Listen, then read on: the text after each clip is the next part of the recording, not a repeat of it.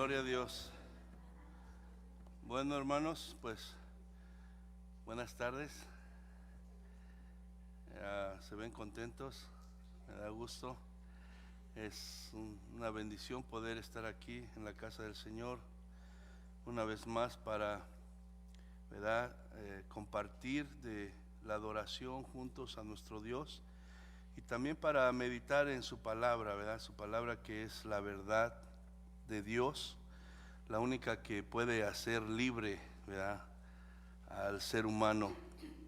Y por eso estamos contentos, estamos agradecidos con Dios, porque la verdad es un privilegio el poder estar aquí, es un privilegio conocer su verdad, es un privilegio experimentar su presencia, es un privilegio ser hijo de Dios, ya que la palabra dice, ¿verdad?, que aquel que pone su fe en Jesucristo, aquel que le recibe como Señor y Salvador, ¿verdad?, dice que pasa a ser su hijo, ¿verdad? Y entonces, qué bendición poder uno decir que es hijo de Dios. Y antes, ¿verdad?, pensábamos, cuando no conocíamos de la palabra de Dios, que todo mundo era hijo de Dios. Y la verdad es que la Biblia menciona que todos somos creación de Dios, pero no todos son hijos de Dios. Hijos de Dios son aquellos que entregan su vida a Jesucristo, que le reconocen como el Mesías, como el Salvador del mundo, el único que puede perdonar pecados. Como dijo Juan el Bautista: he aquí el Cordero de Dios que quita el pecado del mundo. Él es el único camino, la verdad y la vida, y aquel que reconoce que Jesús es el único medio a llegarse a Dios es el que puede recibir esa salvación y el que puede también pasar a ser hijo de Dios y recibir todos los beneficios que eso envuelve. Que, hermano, muchos estamos aquí, ni siquiera hemos logrado entender todo lo que eso, ¿verdad?, implica. Y pero por eso estamos aquí, para entender más de la palabra de Dios, para conocerle más, y ya que es una necesidad para nosotros, para poder caminar con Dios, para poder agradarle, necesitamos conocerle, necesitamos estar cerca de Él, porque nosotros solo somos débiles, no podemos hacerlo nosotros. En realidad es que nuestra naturaleza pecaminosa constantemente quiere hacer lo malo, quiere desobedecer a Dios. Y la única manera de que nuestra vida esté bajo el control del Espíritu Santo es estar ahí cerca de Dios, cerca de su palabra, orando los unos por los otros, orando en su vida personal. Y, hermano, por eso estamos aquí y le damos gracias a Dios, porque nos da la fuerza, la salud, ¿verdad?, para poder hacerlo. Amén. Este momento que usted está, si lo puede decir así, gastando aquí, es la mejor inversión que puede hacer. Amén. El viernes estábamos aquí en la vigilia y la verdad es que pues fue una grande bendición. Siempre que uno se acerca a buscar a Dios en oración, en adoración, pues sale uno bendecido y reconoce que depende uno de Dios cada día. Teníamos algunas semanas que no nos reuníamos en varias cosas como iglesia por lo de las festividades, y aparte de eso, las enfermedades que de repente nos agarró a todos por un lado y por otro. Pero ya se extrañaba el cuerpo de Cristo, ya se extrañaba esa comunión, y nos dimos cuenta el viernes, ¿verdad?, que no hay nada más hermoso y más necesario para el pueblo de Dios que estar juntos, ¿verdad?, que estar buscando el rostro del Señor, que estar buscando su presencia, y reconocemos totalmente que sin Él no somos nada. Le necesitamos cada día, necesitamos ese pan espiritual. Bueno, comimos muchos tamales, comimos mucho pozole, comimos mucho de todo, pero dice la palabra que no solo de pan vive el hombre, sino de toda palabra que sale de la boca de Dios. Y nosotros que hemos nacido de nuevo en Cristo, que tenemos esa vida espiritual, necesitamos alimentarnos, porque si no nos empezamos a debilitar, ¿verdad? Entonces, qué bueno que nos gozamos el viernes, y yo sigo invitando a aquellos que no han podido asistir a estas reuniones. Yo les invito, se está perdiendo de una bendición. ¿Mande? Se está perdiendo. A veces voy a estar ahí, voy a tener sueño, no saber qué hacer. No, olvídese, ya cuando está aquí, créame, hasta como dice la hermana, no queremos irnos Es una bendición. Yo le invito a que participe, que se esfuerce. Si usted va a esperar a tener ganas, a brincar de ganas para estar aquí, le voy a ser sincero, a veces yo también cuando vengo, pero ya al estar aquí uno ve que es la mejor decisión. Entonces, digo, no espere a que lo sienta hacer o que le va a salir de... No, usted véngase aunque no lo sienta y va a ver que cuando esté aquí va a dar gracias a Dios porque está aquí. Amén. Bueno, hermanos, pues así seguimos entonces en nuestro estudio sobre el Evangelio de Mateo. Ya pues tenemos varias semanas por lo de las festividades que se tocaron otros temas. Nuestro hermano Ulises, ¿verdad?, compartió en Filipenses.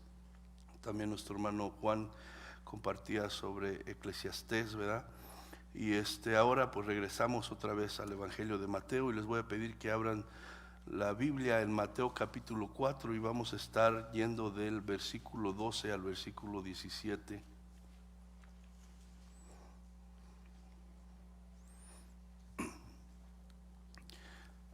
Si de repente le duelen los oídos porque toso, discúlpeme, pero todavía no me recupero de la tos. Y sí, con el micrófono aquí a ver si alcanzo a quitarlo, ¿no? Pero, ok.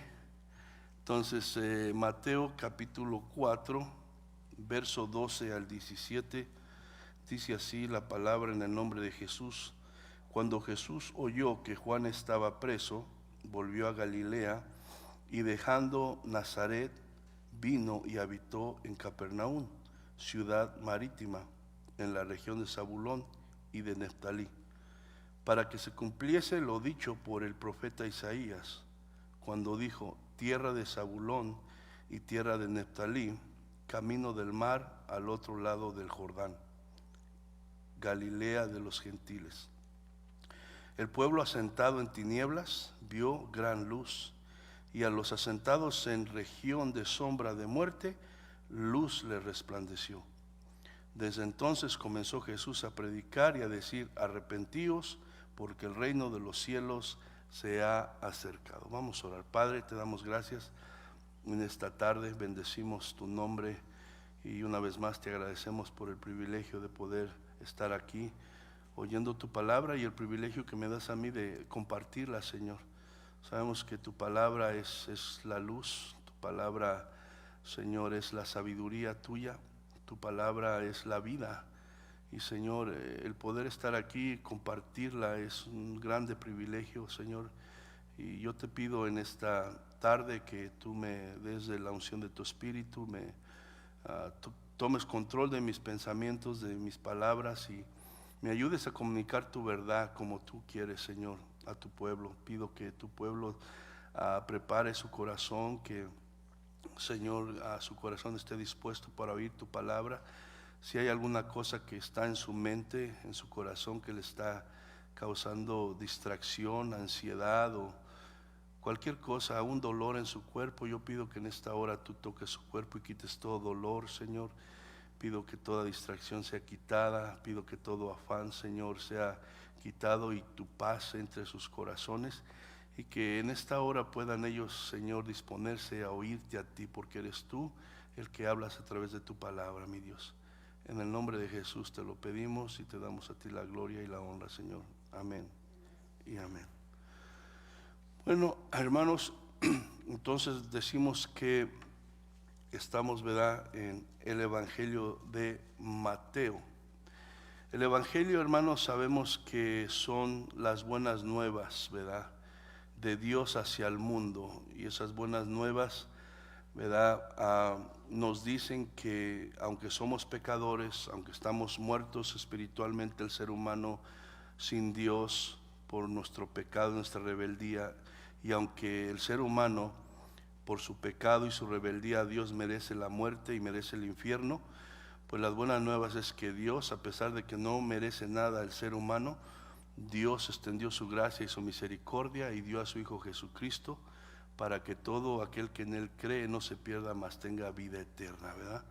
Ese es las buenas nuevas de Dios, que es el Evangelio. Entonces, ¿cuál es el propósito del Evangelio?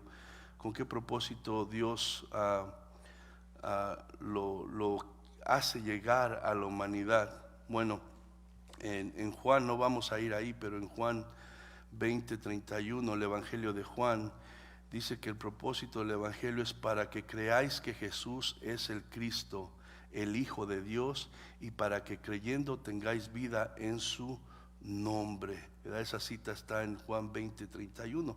Ese es el propósito resumido aquí en estas palabras del apóstol Juan. Dice, el Evangelio tiene el propósito y es llevado, predicado, para que el ser humano, dice, para que creáis que Jesús es el Cristo, el Hijo de Dios, y para que creyendo tengas vida en su nombre. Ese es el propósito del Evangelio. Sabemos que hay un solo Evangelio, pero aquí en la Biblia tenemos, ¿verdad?, el Evangelio de Mateo, el Evangelio de Marcos, el Evangelio de Lucas y el Evangelio de Juan. Entonces, es el mismo Evangelio, pero de alguna manera Dios usó a cada uno de estos hombres para dirigirlo, ¿verdad?, específicamente a diferentes personas. Como Mateo, que estamos estudiando, el Evangelio de Mateo va dirigido principalmente a, ¿verdad?, judíos que se han convertido del judaísmo ahora al cristianismo, que han puesto su fe en Jesucristo. Entonces el Evangelio de Marcos va dirigido a los romanos, ¿verdad?, y a gentiles que han sido convertidos también a la fe de Cristo. El Evangelio de Lucas va dirigido, ¿verdad?, específicamente, ¿verdad?, a un griego, pero en eso pues abarca, ¿verdad?, a los griegos. Entonces el Evangelio de Juan, ¿verdad?, abarca más universalmente a todos, tanto a judíos como a gentiles, ¿verdad? Pero es un solo evangelio y todos tienen un propósito y una audiencia a la cual ellos quieren alcanzar, y guiados por el Espíritu Santo, ellos usan lo que saben de Jesucristo, lo que el Espíritu Santo les da, para dejárnoslo saber y llevarnos a donde ellos quieren que nosotros lleguemos, todo aquel que escucha este evangelio. Pero digo, lo principal es eso, todos tienen lo mismo, llevarnos, ¿verdad?, a que pongamos nuestra fe en Cristo como el Señor y Salvador, y a llevarnos a reconocer que Jesús es el Hijo de Dios, no es un profeta más, no es un buen hombre, no es un buen maestro, es el Hijo de Dios, amén. Y que creyendo de esa manera nosotros sepamos que es la única manera que podemos obtener la vida eterna. Entonces, el Evangelio, hermano, de Mateo, como les decía, en donde estamos estudiando, está dirigido principalmente a los judíos que han salido del judaísmo para adoptar la fe en Jesús como el Mesías y Salvador del mundo. Mateo intenta, hermano, reafirmar la fe de todos estos nuevos creyentes que ahora son cristianos, ¿verdad? Porque sabemos que no era fácil para un judío salir de la fe, de donde lo habían criado, donde había vivido.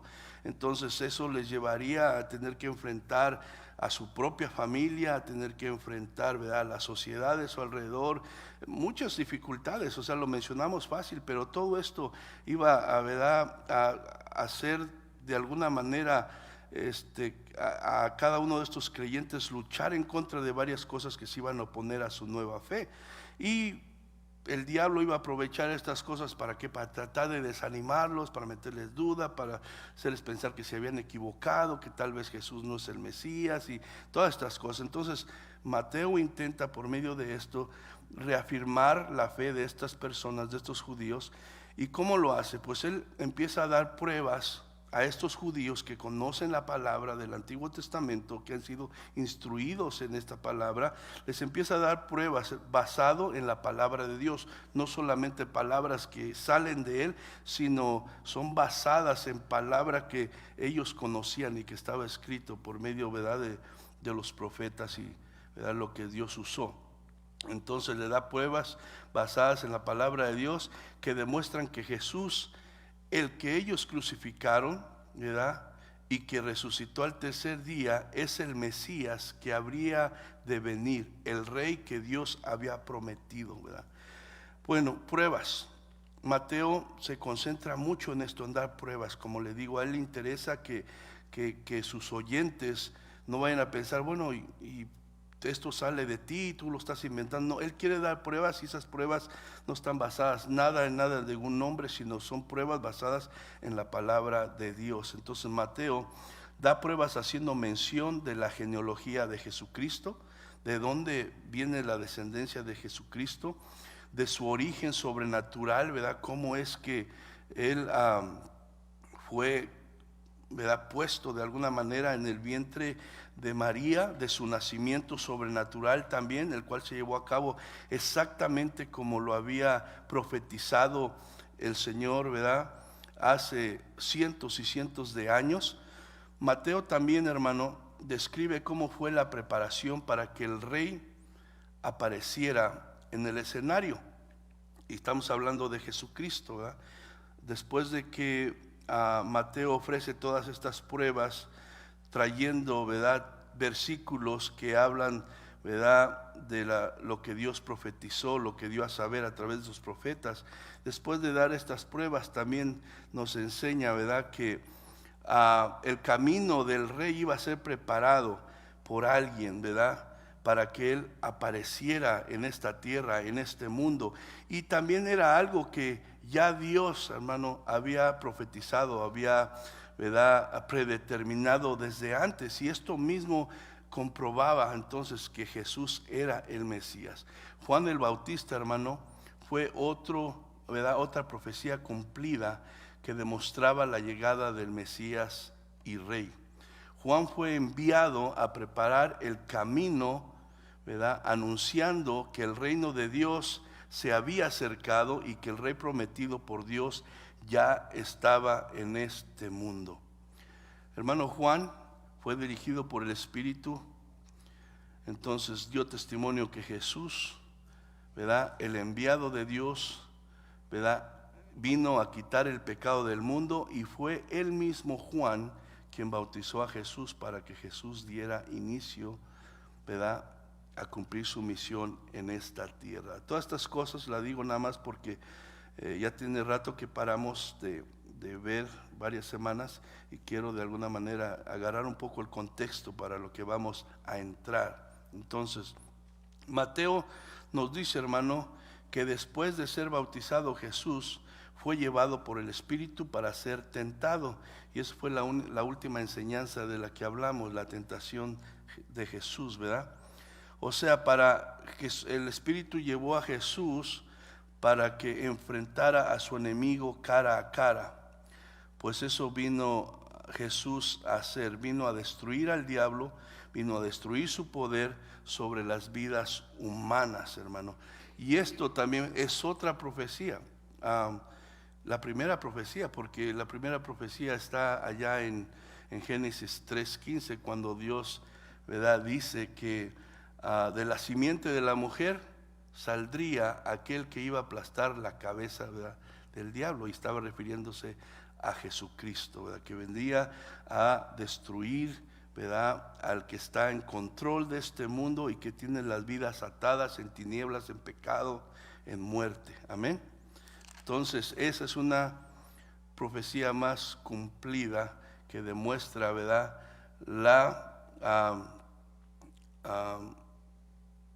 que Jesús es el Rey. Era inevitable, hermano, en Jesús, que Jesús tuviera ese encuentro. ¿Por qué? Porque Jesús tenía que demostrar, por medio de vencer al diablo y sus tentaciones, que Él era el Mesías y que venía a liberar a los cautivos por el diablo. De esa manera Jesús se perfilaba para deshacer las obras del diablo. Pues este mundo está dominado, hermano, por las tinieblas y la oscuridad, lo cual representa el pecado y la maldad en los corazones de los seres humanos. ¿Y cuántos saben eso? O sea, voltee nada más para donde voltee, hermano, se encuentra el pecado, se encuentra la maldad. Usted ve las vidas que están controladas y dominadas por el pecado que hay en su corazón, por la oscuridad que hay en su entendimiento, que no quieren nada de Dios, y el diablo de alguna manera tiene el control de sus vidas, y por eso se ve todo lo que se ve. Para donde esté voltee. Es triste la situación, pero esa es la realidad del mundo, hermano. Este mundo está dominado por las tinieblas. La palabra dice que usted y yo estábamos en la misma condición. Estábamos igual, dominados y controlados por el enemigo, hasta que llegó Cristo y rompió esas cadenas, ¿verdad? Porque dice que si el Hijo los libertare, entonces seréis verdaderamente libres. Es Cristo el único que puede romper esas cadenas, el único que nos puede sacar de esa oscuridad. Amén. Bueno, hermano, entonces entramos a los versículos que leí ahora, y vamos al versículo 12 y 13, una vez más, del capítulo 4. Dice: cuando Jesús oyó que Juan estaba preso, volvió a Galilea, y dejando a Nazaret, vino y habitó en Capernaum, ciudad marítima en la región de Zabulón y de Neftalí. Vemos aquí que Mateo, hermano, nos muestra el inicio oficial del ministerio de Cristo en esta tierra. Sabemos que el ministerio de Cristo, más o menos dicen que fue 3 años y medio, unos que 4, o sea, ahí está, ¿verdad? Ese fue el ministerio de Cristo en esta tierra. Duró durante ese periodo más o menos unos 3 años y medio.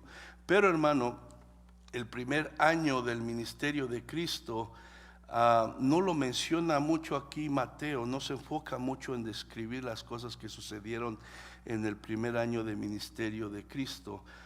Y pasan muchas cosas en ese primer año que no las muestra aquí, pero las muestra en el Evangelio de Juan. Mateo lo resume, hermano, en pocas palabras.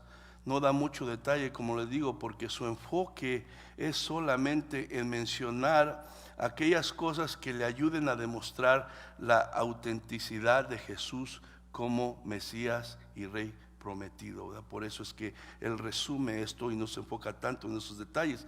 Pero digo, Juan nos da más detalles sobre ese primer año del ministerio de Jesús. ¿Qué sucede, verdad, en el primer año del ministerio de Jesús que no menciona aquí Mateo? Bueno, vemos que después de que es bautizado Jesucristo y es llevado al desierto y vence al diablo, vence la tentación, vemos que después está en Judea, ¿verdad? Y ahí él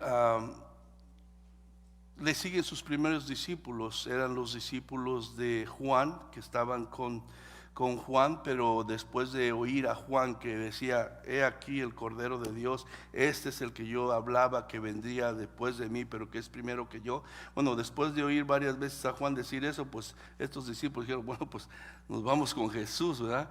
Y siguieron a Jesús.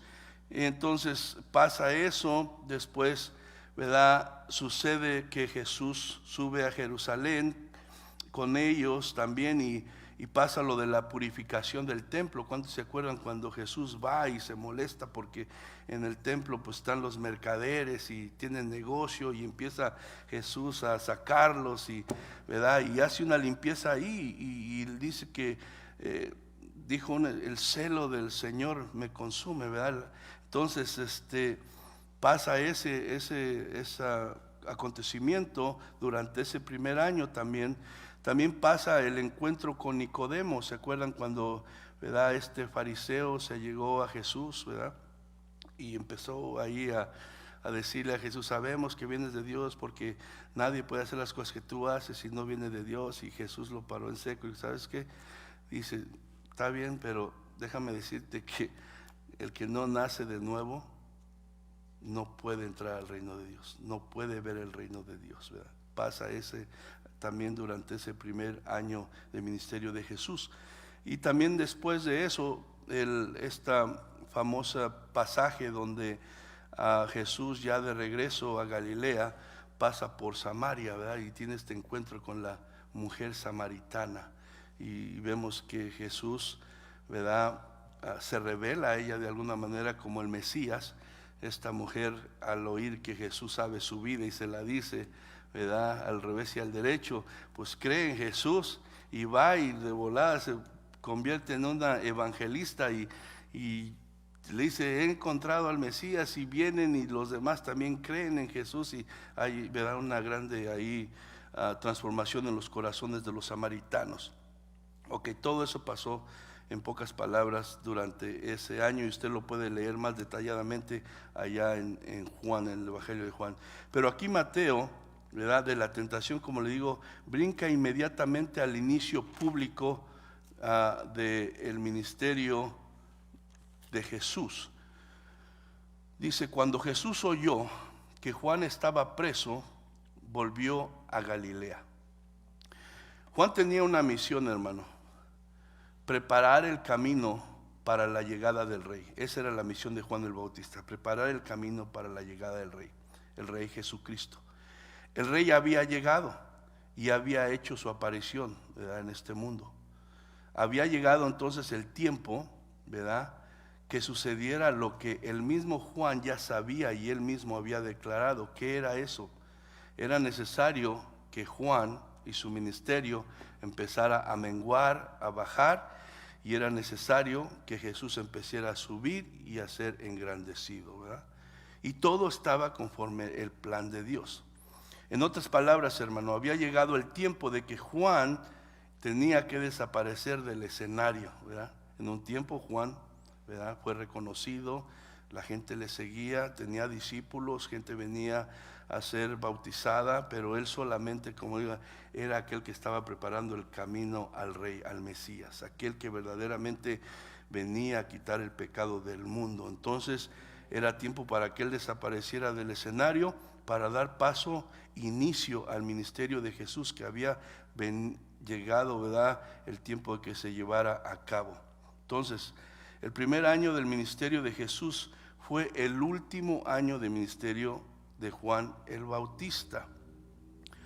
Por esa razón, hermano, fue encarcelado Juan para desaparecer de la escena pública, para que toda la atención ahora estuviera sobre Jesús, ¿verdad? Y podríamos decir, pues no es justo, si él dejó todo, se apartó de todo, renunció a todo lo que esta vida ofrece para llevar a cabo la misión que Dios les encomendó, y de repente Dios decide que es tiempo de que se vaya, ¿verdad? Y de la manera que se fue. Pero, hermano, él tenía una misión, la cumplió con fidelidad, glorificó a Dios con su servicio, hizo lo que tenía que hacer, y Dios decidió que hasta ahí iba a llegar su vida y se lo llevó, ¿verdad? Entonces, ¿quién es uno para argumentar contra Dios? Dios sabe todas las cosas, amén. Entonces, pues como les digo, fue algo triste lo que sucedió. Sabemos que hemos hablado de Juan, que Juan era alguien directo, alguien que predicaba la palabra a todo mundo por igual, no hacía acepción de personas, y él venía ¿verdad?, a proclamar el reino de Dios, pero que la entrada para ese reino de Dios tenía que ser, ¿verdad?, el arrepentimiento, ¿verdad?, un cambio de vida, de corazón.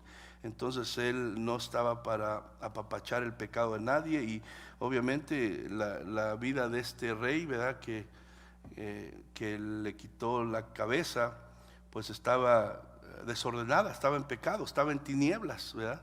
Entonces, pues de alguna manera fue provocado a hacer esto, a cortarle la cabeza a Juan, porque la esposa de Juan, que era la ex esposa de su hermano, medio hermano, pues estaba con él y no le gustaba que le dijeran que estaba mal, porque pues le redarguía, ¿verdad? Entonces el pecado, cuando la luz le aparece, y ¿verdad?, no le gusta porque lo expone. Entonces los estaba exponiendo, y pues eso le costó la vida a Juan, pero no era porque el hombre lo decidió, sino todo era plan de Dios. Entonces, por esa razón Dios permite que Juan entonces sea encarcelado, desaparece de la escena pública, y Jesús entonces, ¿verdad?, empieza a tener toda la atención. Ahora vamos al versículo 13 y dice: y dejando a Nazaret, vino y habitó en Capernaum, ciudad marítima en la región de Zabulón y de Neftalí. Entonces sabemos, hermanos, que Jesús nació ¿en dónde? Me dolió la cabeza del grito. En Belén. No, Jesús nació en Belén, ¿verdad? Pero a causa de que Herodes intentaba matarlo, Jesús es llevado por sus padres a Egipto y después de ahí, en vez de regresar a Belén, se van a Nazaret. Y es ahí donde Jesús crece en su niñez y en su juventud. Amén. Por esta razón Jesús, cuando dice que volvió a Galilea, pues volvió ciertamente a Nazaret, que es donde él vivía. Ahora, Nazaret, hermano, fue uno de los primeros lugares donde Jesús empezó a predicar, cuando él ya empezó a ejercer su ministerio. Y podemos nosotros ir y rápidamente ahí leerlo. Ay, qué razón. Si va conmigo ahí a Lucas 4.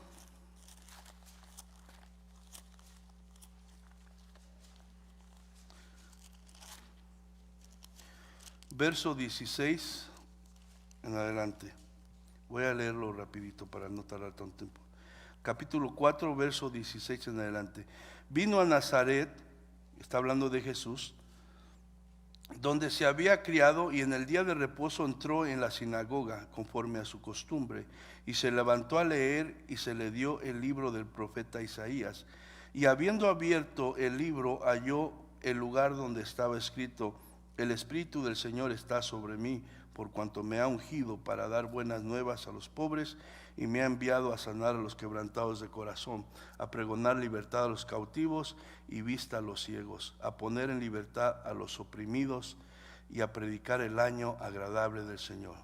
Y enrollando el libro, lo dio al ministro y se sentó, y los ojos de todos en la sinagoga estaban fijos en él, y comenzó a decirles: hoy se ha cumplido esta escritura delante de vosotros. Y todos daban buen testimonio de él, y estaban maravillados de las palabras de gracia que salían de su boca, y decían: ¿no es este el hijo de José?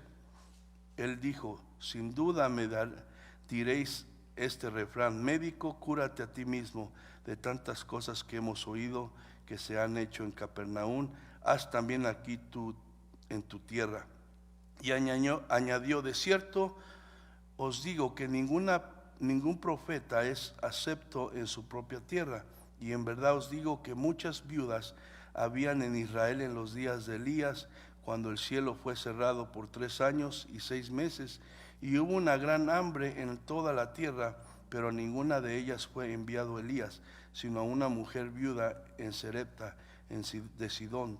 Y muchos leprosos habían en Israel en tiempo del profeta Eliseo, pero ninguno de ellos fue limpiado, sino Naamán el sirio. Al oír estas cosas, todos en la sinagoga se llenaron de ira, y levantándose le echaron fuera de la ciudad y le llevaron hasta la cumbre del monte sobre el cual estaba edificada la ciudad de ellos, para despeñarle. Mas él pasó por el medio de ellos y se fue. ¿Verdad? Vemos aquí, hermano, entonces que Jesús vuelve a Nazaret, predica en Nazaret, y lo vemos aquí en una sinagoga, ¿verdad? Pero no le creen, hermano. Aparentan creerle, pero al mismo tiempo con sus acciones demuestran que no le creen, y dicen: bueno, pues este es el hijo de José, lo hemos visto, ¿verdad? Lo vimos, jugamos con él, tal vez conocemos su familia. ¿Cómo es que él puede decir que es el Mesías, verdad? ¿Cómo es que él puede decir que es aquel que Dios envió para, ¿verdad?, liberar a los cautivos, para dar vista a los ciegos, ¿verdad? Entonces vemos entonces que Jesús es rechazado por ellos, al punto de que aún intentan matarlo. Por esa razón Jesús, ¿verdad?, deja Nazaret y se va a Capernaum, así como lo vemos aquí en el versículo 13, que dice: y dejando Nazaret, vino y habitó en Capernaum, ¿verdad? Por eso se fue de Nazaret, ahí nos muestra ese pasaje la razón. Entonces, Capernaum, hermano, también pertenece a Galilea y está cerca del mar de Galilea, que la verdad no es el mar, es un lago muy grande.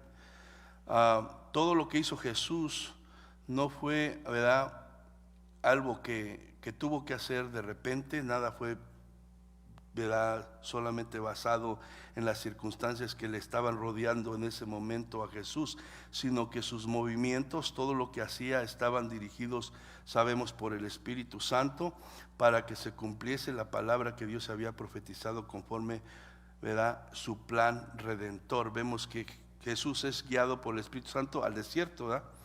¿Por qué? Porque era plan de Dios que hiciera eso.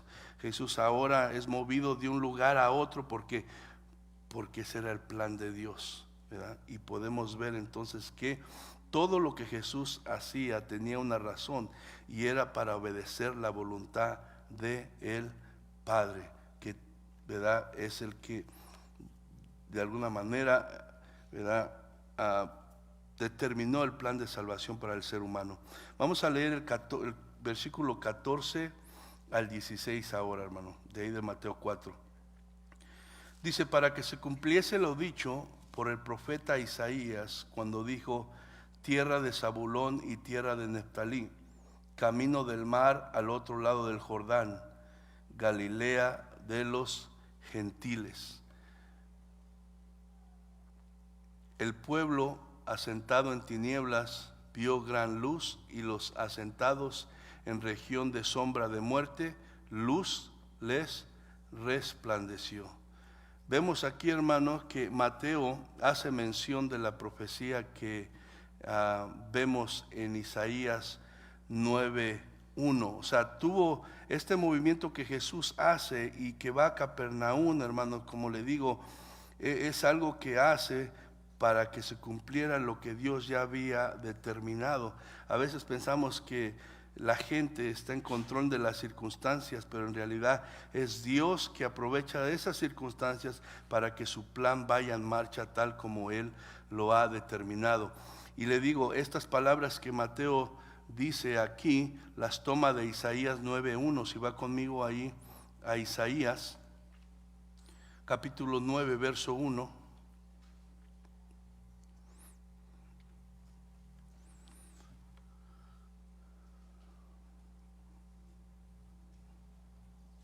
Dice amén cuando lo tenga. Isaías 9:1 dice: mas no habrá siempre oscuridad para la que está ahora en angustia, tal como la aflicción que le vino en el tiempo que livianamente tocaron la primera vez a la tierra de Zabulón y a la tierra de Neftalí. Pues al fin llenará de gloria el camino del mar de aquel lado del Jordán, en Galilea de los gentiles. Como le digo, vemos que aquí se menciona específicamente esas ciudades, esos lugares que eran, ¿verdad?, territorios los cuales Dios le había dado a las tribus, ¿verdad?, de Jacob. Vemos que las tribus de Israel, todo era plan de Dios. La mayoría del tiempo, ¿verdad?, del ministerio de Jesús lo pasó en la región de Galilea, y más, hermano, concretamente en Capernaum. La mayor parte, hermano, de las enseñanzas de Jesús se llevaron a cabo ahí, precisamente en Galilea y en Capernaum. ¿Por qué sería de esa manera? Nosotros podíamos preguntarnos por qué sucedió así, por qué no fue y empezó en Jerusalén, donde hay mucha más gente, donde tal vez, ¿verdad?, él podía lidiar con otras personas que aparentemente temían más a Dios o querían conocer más de Dios, a menos eso aparentaban. ¿Por qué, verdad, no lo hizo? ¿Por qué escoge Jesús, verdad, o Dios mismo, verdad, que su ministerio comience ahí en Galilea de los gentiles? ¿Y por qué pasa más tiempo ahí llevando, verdad, su ministerio? Entonces, Galilea en realidad, hermano, no tenía nada de especial.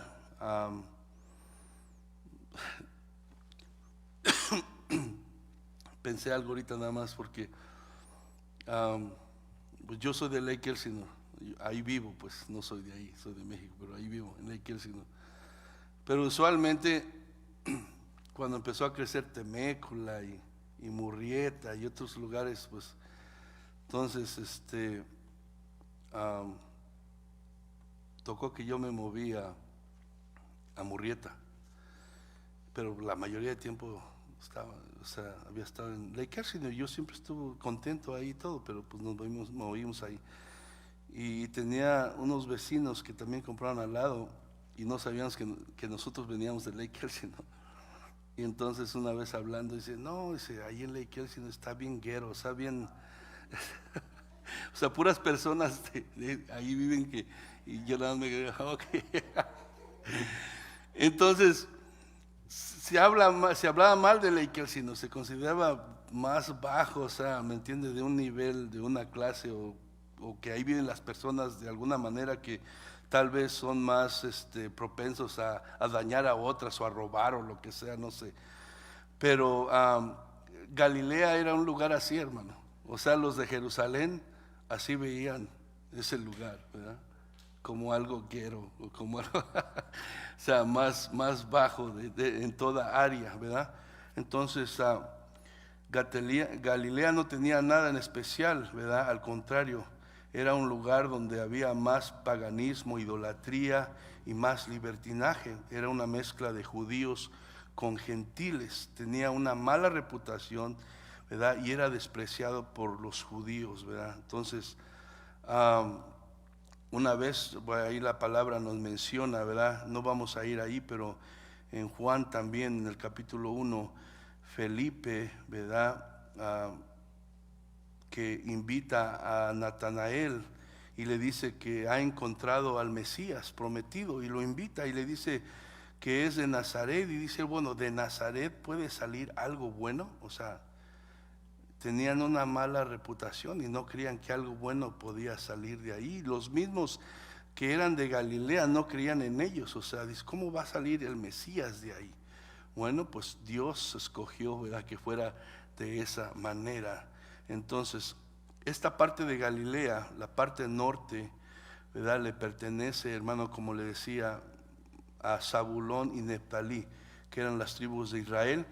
Por causa de apartarse de Dios estas tribus, hermano, de irse, ¿verdad?, en pos de ídolos, de adoptar las costumbres paganas de otros pueblos, pues al final terminaron siendo sometidos por el imperio asirio, ¿verdad? Y después que fueron sometidos por el imperio asirio, pues el imperio asirio trajo otros pueblos que había conquistado, los metió ahí también. Entonces ahí, por eso viene esa mezcla y hay tanto judío con gentil en esa área desde ese tiempo. Entonces, esa era una zona muy poblada, ¿verdad? Y como le digo, era una mezcla de judíos y gentiles. Por eso ahí mismo vemos que es mencionada como Galilea de los gentiles. Así como el juicio de Dios, ¿verdad?, les trajo sufrimiento y vergüenza, por su pecado y desobediencia a estos, ¿verdad?, que menciona aquí Zabulón y Neftalí, a este pueblo. Así como les trajo sufrimiento y vergüenza su desobediencia a Dios, también Dios les prometió que vendría un tiempo en el cual su misericordia de Dios llenaría ese lugar a pesar de su duro corazón. Ese lugar sería lleno de gloria, y se está refiriendo a la llegada de Jesús, cuando Jesús llegara ahí, ¿verdad?, a ese lugar en este momento a ministrar y predicar las buenas nuevas de salvación. Vamos al versículo 16 de ahí mismo de Mateo 4. Dice: el pueblo asentado en tinieblas vio gran luz, y los asentados en región de sombra de muerte, luz les resplandeció. Este pasaje también, hermano, es tomado por Mateo de Isaías capítulo 9, donde ya estuvimos, pero del versículo 2 de ese capítulo. y le voy a pedir que vaya conmigo ahí, Isaías 9:2.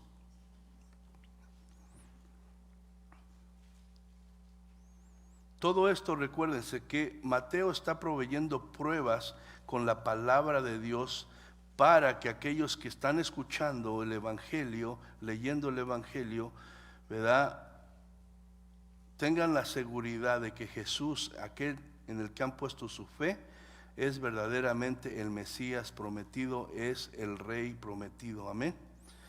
Entonces Isaías 9:2 dice: el pueblo que andaba en tinieblas vio gran luz, los que moraban en tierra de sombra de muerte, luz resplandeció sobre ellos, ¿verdad?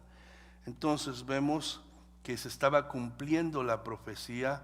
Este pueblo era un pueblo que estaba asentado en tinieblas, dice la palabra, y vio gran luz. Sabemos, hermanos, que las tinieblas representan el pecado, representan la maldad, representan la idolatría, la falta, ¿verdad?, de temor de Dios, la ignorancia a la verdad de Dios, la indiferencia a la voluntad de Dios. Todo esto representa las tinieblas. Y este pueblo no solamente, ¿verdad?, practicaba la maldad de vez en cuando, dice el pueblo asentado, o sea, era algo que permanecía y constantemente, se puede decir que era una práctica diaria. Ese pueblo que estaba su corazón lejos de Dios y por lo tanto estaba en tinieblas, y de tal manera, hermano, que su condición, hermano, de esas ciudades de Galilea era, ¿verdad?, triste. Estaban muertos espiritualmente, estaban sumidos en su pecado, las tinieblas gobernaban sus vidas, ¿verdad? La oscuridad, ¿verdad?, los tenía completamente llenos sus corazones, que hasta olían a muerte. Y así es todo aquel hermano que no está en Cristo, todo aquel que y podemos decir, bueno, pero esta persona no está tan mal como esta, porque nosotros como humanos juzgamos, ¿verdad?, por lo que vemos, pero en realidad, conforme la palabra de Dios, el que no está en la luz está en las tinieblas. No hay un lugar, ¿verdad?, medio. El que no está en Jesús está en las tinieblas. ¿Y quién es el que controla las tinieblas? El diablo. Es lo que la palabra de Dios nos dice. Entonces, y dice que el que está en tinieblas, que el que está en pecado, pues está muerto prácticamente. Anda caminando como el show ese que salía de los Walking Dead, ¿verdad?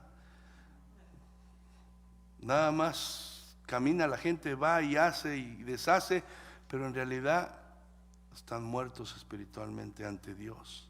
Y el día que pasen de aquí, de esta vida, sea los 20, 30, 40, 50, 60, 80 años, si mueren sin Cristo, están condenados a la muerte eterna para siempre.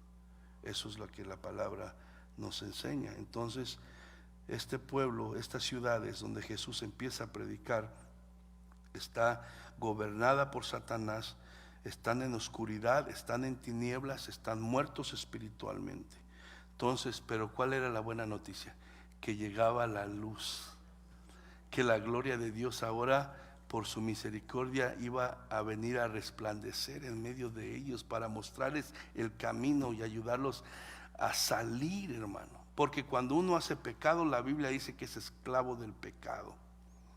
Es esclavo del pecado, y el pecado te arrastra, el pecado te hace de ti lo que quiere y te causa destrucción, dolor, vergüenza, enfermedad, todo, ¿verdad? Pero llegó la luz, ¿verdad? ¿Y quién es la luz, hermano? Jesús es la luz. Vaya conmigo ahí, él mismo lo dijo, Juan 8:12.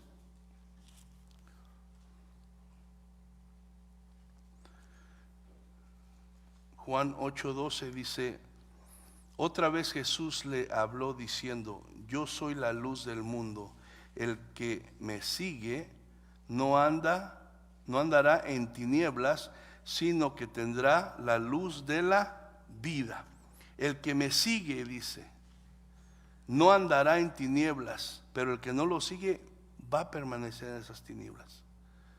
El que no le acepta, el que no se arrepiente, el que no rinde su vida al corazón a Jesucristo, va a permanecer en tinieblas, va a seguir siendo controlado por el diablo, va a seguir estando bajo su dominio y va a seguir en la triste condición de su muerte espiritual. Amén. Dice otra vez, Jesús les habló diciendo: yo soy la luz del mundo, el que me sigue no andará en tinieblas, sino que tendrá la luz de la vida. Ahí mismo en Juan 12:46,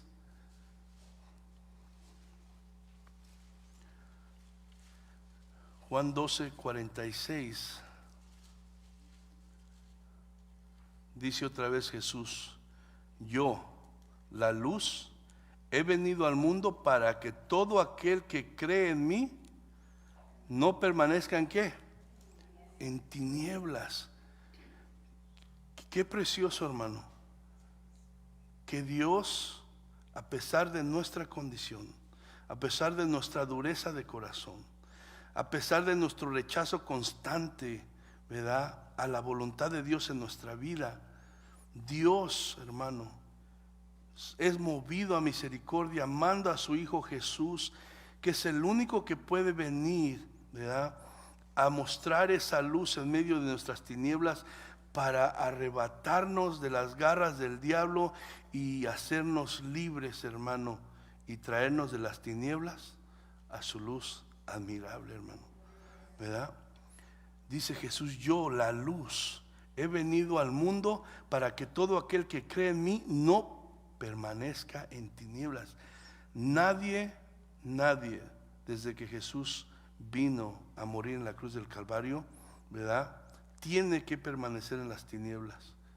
Nadie.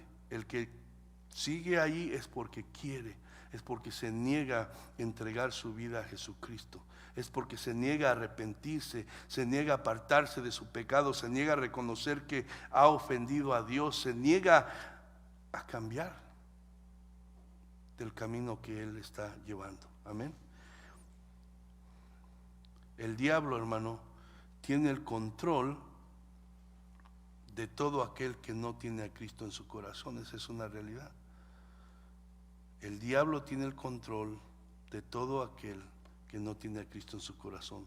Todo aquel que no está en la luz, como les digo, que es Jesús, está en tinieblas, ¿verdad?, y es gobernado por el diablo. La misma palabra de Dios lo dice. Primera de Juan 5:19, vamos ahí. Primera de Juan, no es el Evangelio de Juan, sino primera carta de Juan, capítulo 5, verso 19.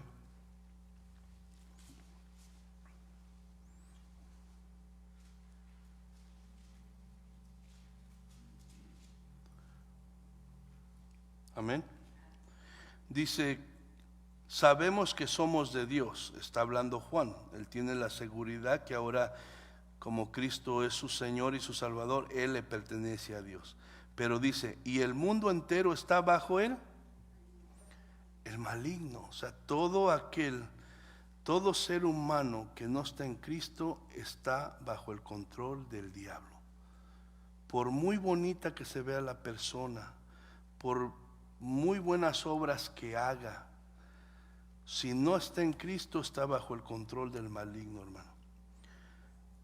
Efesios 2:2 dice: en los cuales anduvisteis en otro tiempo, siguiendo la corriente de este mundo, conforme al príncipe de la potestad del aire, el espíritu que ahora opera en los hijos de desobediencia. Ahora, ¿quién dice en los cuales anduviste en otro tiempo? Está hablando Pablo a aquellos que ya se han convertido a Cristo, aquellos que caminan con Cristo. Ustedes anduvieron de esa manera en otro tiempo, cuando no lo tenían en su corazón, ¿verdad?, así como andan todos los demás, bajo el control del príncipe, que está refiriéndose al diablo, que es el que controla, ¿verdad?, el que opera en todos aquellos que no tienen a Cristo en su corazón.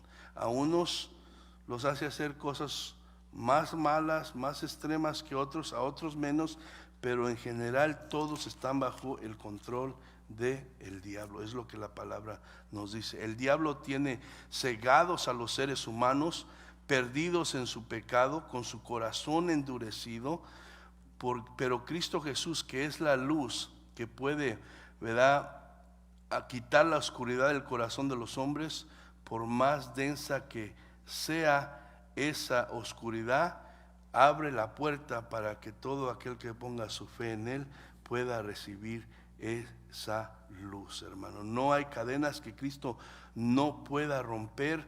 Digo, no basta, usted nada más intente hablar con una persona y, hermano, si no está en Cristo, ahí le va a empezar a soltar todo por lo que está pasando, él, ella, su familia, sus hijos, su matrimonio.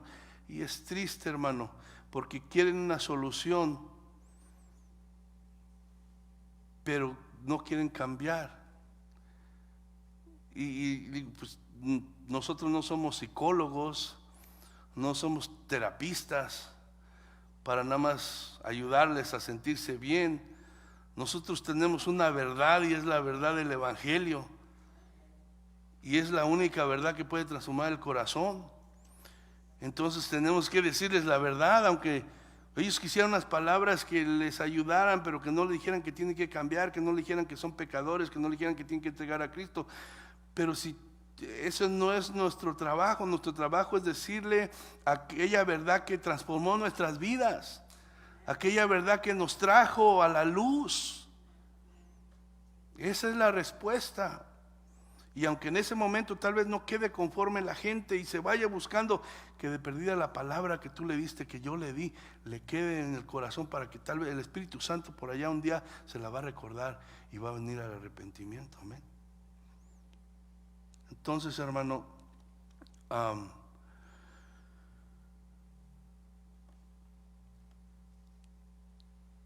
Cristo Jesús es la luz. Ha venido de parte de Dios a buscar y a salvar lo que se había perdido. Vino a arrebatarle las almas al diablo. ¿Cuántos creen que eso es verdad? Usted es la prueba. ¿Cómo lo va a dudar? Si es que está en Cristo. Amén. Si es que está en Cristo, usted es la prueba. Usted sabe cómo estaba su vida de atada al pecado, cómo era su vida miserable, sin esperanza, Hemos sido testigos de transformaciones en nuestras familias que solo Dios las puede hacer, que veíamos imposibles. Nuestra manera de pensar ha sido transformada. ¿Por qué? Porque llegó la luz, porque llegó la gracia de Dios a nuestras vidas, porque Jesús vino a buscar y a salvar lo que se había perdido, vino a arrebatarnos del poder del enemigo y nos ha hecho libres para adorarle, para bendecirle, para caminar con Él, para alabarle, como veía nuestro hermano Manuel, ¿verdad? Ahora con gozo, de que nos gozábamos con Él, ¿verdad? Porque así debemos de alabar a Dios, así debemos de alabar a Dios. El que pone su fe en Cristo, hermano, y le entrega su vida, ya no tiene que andar más en tinieblas. Dice, oh no, es imposible, no, y ya esto viene de herencia, y mi familia está maldecida, y ya están mis genes, y no, esto es una mentira del diablo, hermano. Todo eso puede ser transformado cuando tú le abres tu corazón a Cristo. No, es que ya, no, es una mentira. Todo puede ser transformado cuando tú le hablas tu corazón a Cristo, hermano. El que pone su fe en Cristo y le entrega su vida ya no tiene por qué andar más en tinieblas, porque la luz echa fuera toda tiniebla y las tinieblas no prevalecen contra ella. Ahora, ¿quiere decir que nosotros ya no pecamos o que siempre hacemos todo lo correcto? No, pero ya no somos esclavos del pecado. Fallamos, pedimos perdón, nos arrepentimos, nos humillamos delante de Dios, reconocemos que hemos hecho mal y el diablo ya no nos tiene atados y arrastrándonos, ¿verdad?, como lo hacía antes, ¿verdad? Ahora tenemos a Dios que promete que si nosotros pecamos y confesamos nuestro pecado, Él es fiel y justo para perdonarnos y limpiarnos de toda maldad. Amén. Y así vamos caminando en un constante arrepentimiento, humillándonos delante de Dios, buscando andar en la luz que ahora vivimos nosotros y que ahora somos nosotros, porque Jesús mismo dijo: vosotros sois la luz del mundo.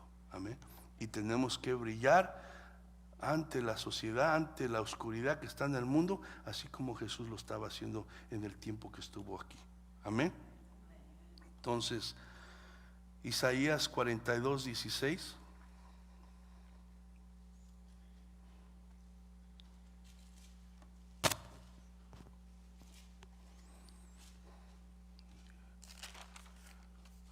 Isaías 42, verso 16 dice: y guiaré a los ciegos por camino que no sabían, les haré andar por sendas que no habían conocido.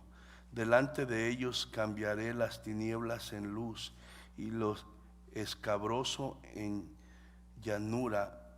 Estas cosas les haré y no los desampararé. Sí, la misericordia de Dios muchos años antes, ¿verdad?, diciendo lo que iba a hacer en las vidas de estos pueblos, en las vidas de estas gentes, cuando Jesús viniera a, ¿verdad?, mostrar su luz en medio del pecado, en medio de la oscuridad en la cual vivía toda esta gente.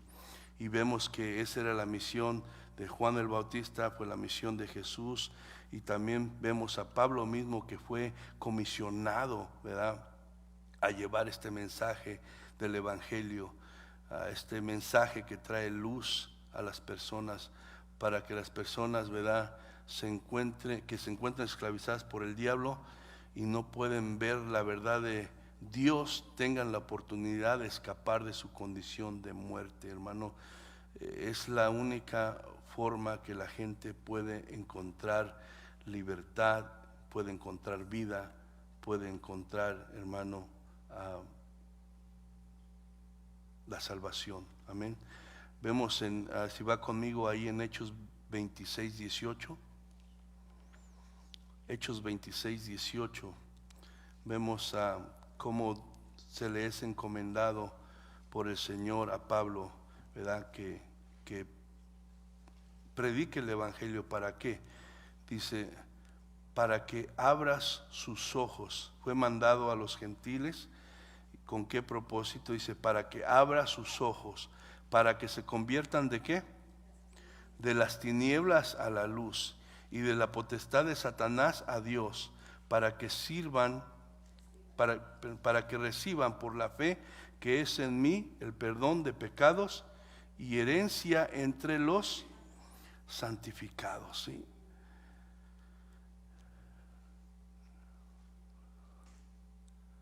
Para que se conviertan de las tinieblas a la luz. Como digo, todo aquel que no está en Cristo está en tinieblas, pero Cristo muestra la luz para que podamos nosotros salir de esas tinieblas. Y todos, como le digo, estamos aquí, y muchos han experimentado esta gracia de Dios. ¿Y qué debemos de hacer nosotros? Así como Pablo fue comisionado a esto, nosotros como creyentes, ¿qué debemos de hacer? Primera de Pedro 2:9.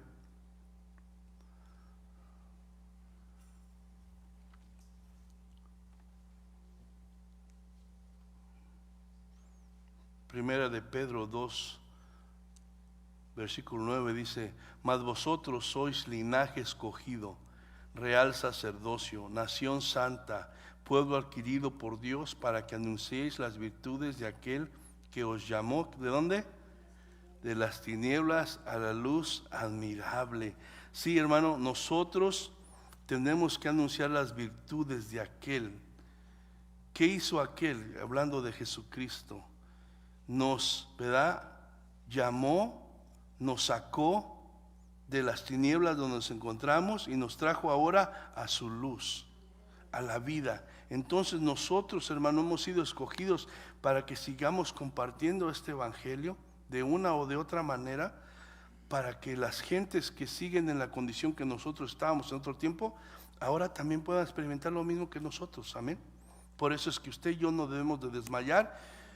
Esta es la única solución, no hay otra manera, no hay métodos, no hay nada. Es el evangelio, es Jesucristo el único que puede hacer este cambio, esta transición de las tinieblas a la luz, de la muerte a la vida.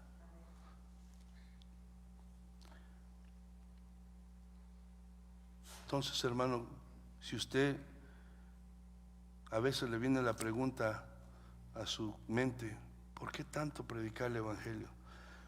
¿Por qué salir a evangelizar? ¿Por qué compartir con las personas que me rodean o mis familiares, hermano? Pues porque hemos sido llamados a eso, hermano, a anunciar la luz, porque el mundo está en tinieblas y está bajo el control del pecado. Amén. Entonces por eso lo debemos de hacer, por eso es importante no desmayar. Verso 17, ya para terminar, de ahí de Mateo capítulo 4, dice: desde entonces comenzó Jesús a predicar y a decir: arrepentíos, porque el reino de los cielos se ha acercado.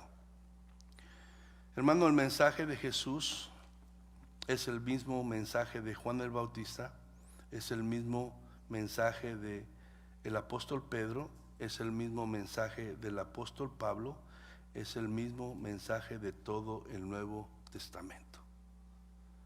A veces nosotros queremos innovar como creyentes y sacar nuevas cosas para atraer a la gente, pero no, hermano, sigue siendo el mismo, es el mismo. ¿Cuál es ese mensaje? Para ser, hermano, librado de las tinieblas y del poder del diablo que ejerce sobre la vida de todo ser humano, en el cual tú y yo nos encontramos antes, es necesario permitir que la luz de Jesús entre en el corazón. Es la única manera. Pero la única forma que esa luz puede alumbrar el corazón de alguien es a través de un verdadero arrepentimiento. Por eso dice que desde entonces Jesús comenzó a predicar y a decir: arrepentíos. Es la primera palabra que usa, arrepentíos. Juan el Bautista dijo lo mismo, arrepentíos. Eso es lo primerito, hermano, y no lo podemos cambiar. No podemos, ¿verdad?, diluirlo. No, ese es lo principal. Para que esa persona pueda experimentar la luz de Jesús, pueda ser sacada de las tinieblas, es requisito indispensable que esa persona se arrepienta, hermano. Nazaret y Capernaum y sus alrededores, hermano, tuvieron el privilegio de hospedar en sus ciudades al Rey de Reyes, al Hijo de Dios, al único que puede hacer libre del pecado y de la muerte. Fue ahí donde Jesús pasó la mayoría de su tiempo ministrando, enseñando, sanando y haciendo milagros, hermano. Ahí hizo sus mayores milagros, ahí predicó el sermón del monte que vamos a estar estudiando pronto, hermano. Pero aún así, hermano, es triste saber, porque la Biblia lo muestra, hermano, que a pesar de todo esto que Jesús hizo ahí, esta gente endureció su corazón y rechazó la luz de Jesús. Rechazó la luz de Jesús. Prefirieron, ¿verdad?, permanecer en tinieblas. Vaya conmigo allá a Mateo 11, 20 al 24. Capítulo 11.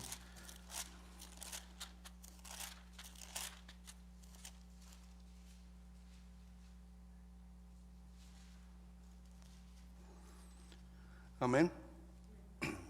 Mateo 11, verso 20 al 24, dice: entonces comenzó a reconvenir a las ciudades en las cuales había hecho muchos de sus milagros, porque no se habían, ¿qué?, arrepentido, diciendo: ay de ti, Corazín, ay de ti, Betsaida, porque si en Tiro y en Sidón se hubiera hecho los milagros que han sido hechos en vosotras, tiempo a que se hubieran arrepentido en silicio y en ceniza.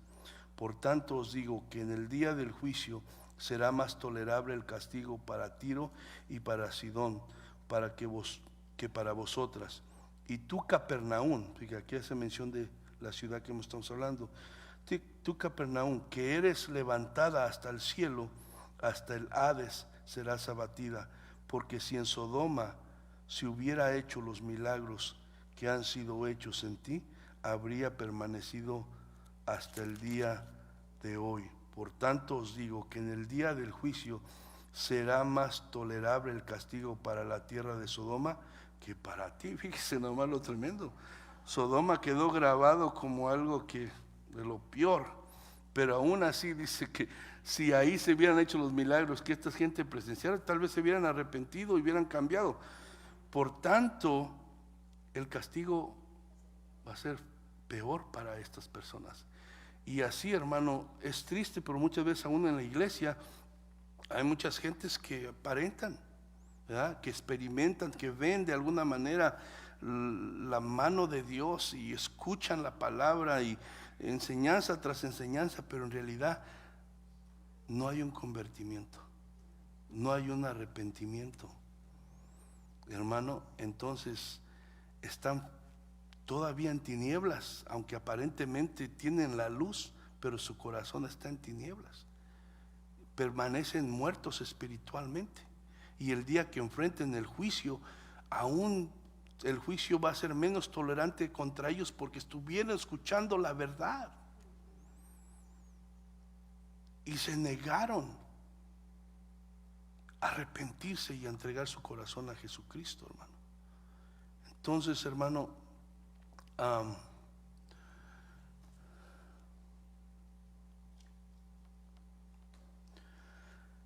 las señales, algo que tenemos que tener, hermano, bien presente, es que las señales no convierten a nadie, ¿ya? Porque si las señales y los milagros convirtieran a la gente, pues todos se hubieran convertido, ¿o no? Dice que hizo muchos, ¿qué? Milagros. Entonces, si las señales y los milagros causaran que una persona se arrepintiera, pues, hermano, pero no es eso la verdad, no es eso. Eso tal vez nada más emociona a algunos, pero si no verdaderamente entiende el evangelio, si no verdaderamente se arrepiente, si no verdaderamente reconoce que es un pecador, que está perdido y que va directo al infierno, que ha ofendido a Dios, y se humilla y le pide perdón y decide cambiar su vida y empezar a caminar en dirección de Dios, no pasa nada, hermano, no pasa nada.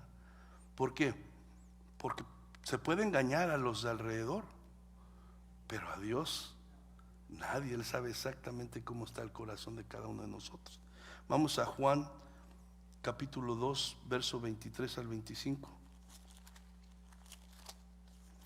Todo esto, hermanos, vamos a muchos versos, porque yo no quiero que diga, que lo que yo pienso, sino que la palabra respalda esto, para que es como lo que está queriendo hacer Mateo también, está respaldando con la palabra, no son palabras de él.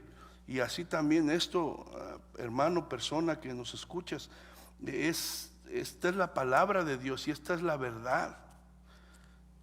No estamos aquí hablando de religión, sino estamos hablando de la verdad de Dios, que es el evangelio. Amén. Entonces, Juan capítulo 2, verso 23 al 25. Dice, estando en Jerusalén en la fiesta de la Pascua, ¿qué dice? Muchos creyeron en su nombre, que viendo las señales que hacía. Sí, aún decir yo creo y aparentar una fe en Jesús por la circunstancia que está pasando alrededor, por ver algo, no garantiza nada. Dice, pero Jesús mismo no se fiaba ¿de quién? De ellos. O sea, él sabía que no estaban convertidos. Él sabía nada más que estaban emocionados, o que estaban por él por alguna conveniencia o algo, una emoción nada más de pasajera. Dice, pero Jesús mismo no se fiaba de ellos, porque conocía a todos y no tenía necesidad de que nadie le diese testimonio del hombre, pues él sabía lo que hay en el hombre. Él nos hizo, imagínense, él conoce todo, conoce todo. Entonces, hermano, señales y milagros, gloria a Dios que vengan, pero eso no convierte verdaderamente a nadie, hermano. Entonces, es un verdadero arrepentimiento en el corazón del hombre. Seguir a Jesús o ser simpatizante de Jesús y sus enseñanzas no son suficientes. Se necesita un verdadero convertimiento. Voy a repetirlo. seguir a Jesús o ser simpatizante de Jesús y sus enseñanzas no son suficientes. Se necesita un verdadero convertimiento. Por eso también allá en Marcos dice: arrepentíos y convertíos. Arrepentíos se trata de un cambio de mente respecto al pecado. Reconocer, ¿verdad?, que somos pecadores, que hemos ofendido a Dios, pedirle perdón. Pero el convertir, ¿verdad?, de alguna manera quiere decir que al nosotros reconocer que somos pecadores, que hemos ofendido a Dios, le pedimos perdón, pero no se queda todo ahí. Nos damos la vuelta de 180 grados y empezamos a caminar en la dirección contraria de donde íbamos nosotros caminando. Porque si el arrepentimiento se queda sin el convertimiento, si yo lloro delante de Dios y le digo: sí, soy un pecador y reconozco que te he ofendido y todo, pero se queda allí y no hay un convertimiento, o sea, no empiezo a caminar en dirección de Dios, porque yo antes caminaba en contra de Dios. Si no empiezo a caminar en dirección de Dios, ese arrepentimiento queda solo en remordimiento. Entonces, arrepentíos y convertíos. Va junto, amén. Entonces, vaya conmigo allá a Juan 6:6. Por eso a veces mucha gente dice: bueno, pero él era cristiano, ya no va a la iglesia, ya pues anda por allá haciendo y deshaciendo y como nada. Y decía que era cristiano, iba a la iglesia, pero eso no es suficiente. Puedes seguir a Jesús por tiempo, pero no quiere decir que verdaderamente te hayas convertido o que haya experimentado un nuevo nacimiento. Juan 6, perdón, parece que es 66, 66. Juan 6, 66. Dice: desde entonces muchos de sus discípulos volvieron atrás. ¿Y qué dice? Y ya no andaban con él. O sea, de repente gente llega a la iglesia, está un tiempo y se desaparece. Y dice: pues parecía que sí. Pero cuando viene la cosa más difícil, cuando viene la palabra a confrontarte, porque la palabra nos confronta, porque la palabra está para limpiarnos, para purificarnos, para hacernos más como Jesús. Y cuando llega esa palabra y te confronta: esto está duro y no estoy dispuesto, no quiero. ¿Cuál va a ser la otra opción? Apartarme, irme por donde vine. Entonces, en realidad no es que pues eran cristianos y ya, muchas veces que no. Ahora, el cristiano puede fallar, puede pasar por un momento difícil, todo eso puede, pero hay personas que se desaparecieron completamente y nunca regresaron. Eso quiere decir que nunca verdaderamente fueron parte del reino de Dios. Nunca fueron verdaderamente parte de Dios. Entonces, hermano, vamos a leer. Híjole, siempre me paso, hermano. Un día de estos me van a correr.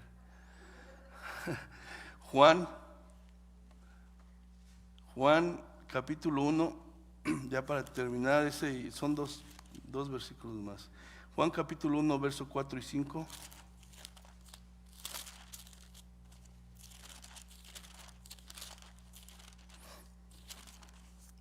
Amén. Dice: en él estaba la vida y la vida era la luz de los hombres. Está hablando del Señor Jesucristo. La luz en las tinieblas resplandece y las tinieblas no prevalecieron contra ella. Ahora rápidamente dele vuelta en el capítulo 3 de Juan, versos 16 al 21. Y ahí terminamos con eso. Amén. Dice, porque de tal manera amó Dios al mundo que ha dado a su Hijo unigénito para que todo aquel que en él cree no se pierda, mas tenga vida eterna. Porque no envió Dios a su Hijo al mundo para condenar al mundo, sino para que el mundo sea salvo por él. El que en él cree no es condenado, pero el que no cree ya ha sido condenado porque no ha creído en el nombre del unigénito Hijo de Dios. Fíjense aquí. Y esta es la condenación, que la luz vino al mundo, está hablando de Jesucristo, y los hombres amaron más las tinieblas que la luz, porque sus obras eran malas. Porque todo aquel que hace lo malo aborrece la luz y no viene a la luz para que sus obras no sean reprendidas. Mas el que practica la verdad viene a la luz para que sea manifiesto que sus obras son hechas en Dios. Pueblos de Galilea vieron la luz, recibieron la enseñanza de Jesucristo, fueron testigos de los milagros, pero aún así decidieron permanecer en las tinieblas. No recibieron la luz de Jesús, no recibieron la vida. Ellos prefirieron permanecer en las tinieblas porque amaban más las tinieblas que la luz. Y así hay mucha gente en este mundo. Está sufriendo, está pagando las consecuencias de ser esclavo del diablo, de estar en la oscuridad, pero aún así se niega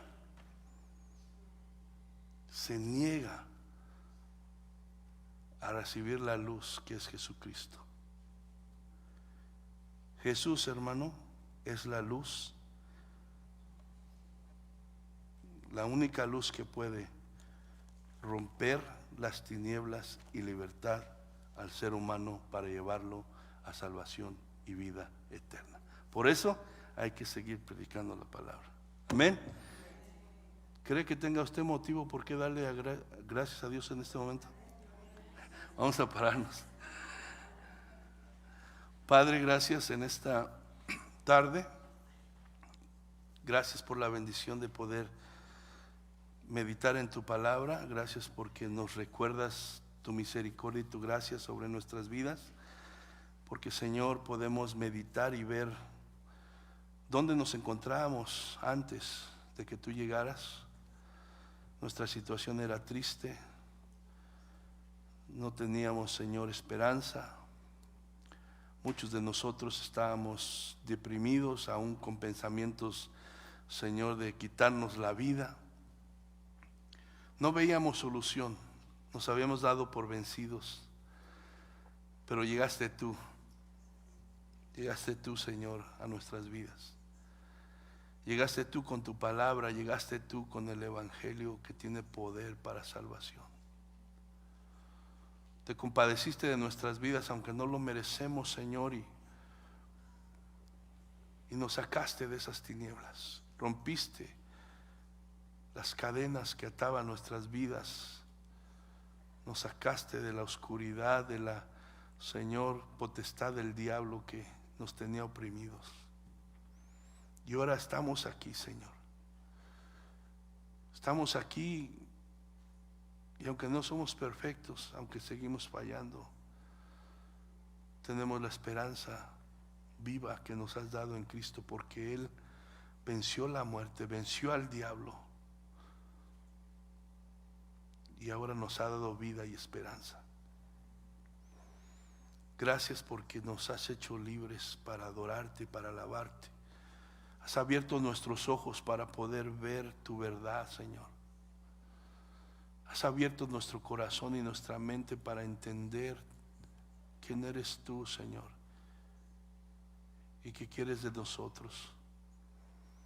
Te damos gracias porque tú sacias nuestra alma, sacias nuestro corazón. Tú eres el único que nos llenas. Gracias, Padre, por estar en nuestras vidas. Gracias, Jesús, por ser nuestro Señor, nuestro Salvador. Gracias, Espíritu Santo, por morar en nosotros. Te agradecemos en esta tarde, Señor. Pedimos que si alguien está desanimado en esta tarde, renueve sus fuerzas, que se pueda recordar de tus misericordias, de tu gracia, de tu amor, Señor. Y el gozo de su salvación vuelva a brotar en su corazón y se anime y se fortalezca y tome fuerza para seguir hacia adelante buscando tu rostro, confiando en ti, Señor, compartiendo el evangelio, mi Dios, a aquellos que tú le permitas hacerlo.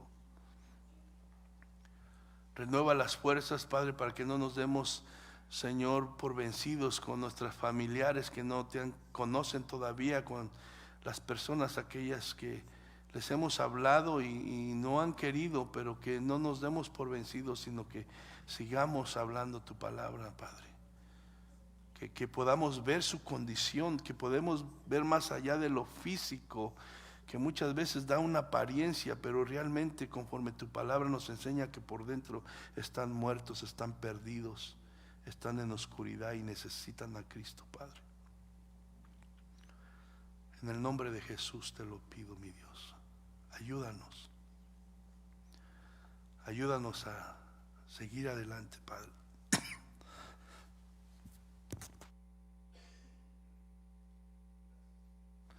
Te damos en el nombre de Jesucristo. Amén.